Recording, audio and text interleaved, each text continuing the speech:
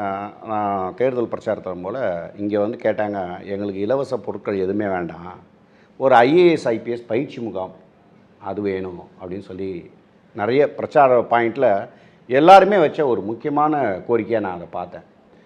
அப்போது mint ITI இன்றைக்கி வந்து மின்ட் ஐடிஐயில் தமிழ்நாட்டில் வந்து சென்னையில் 5 மையங்களில் வந்து ஐஏஎஸ் ஐபிஎஸ் கோச்சிங் சென்டர் அந்த மாதிரி பிளான் பண்ணியிருக்காங்க. அதில் நம்முடைய மாண்புமிகு இளைஞர் நலன் விளையாட்டுத்துறை அமைச்சர்கிட்ட வேண்டுகோள் விடுத்தேன்.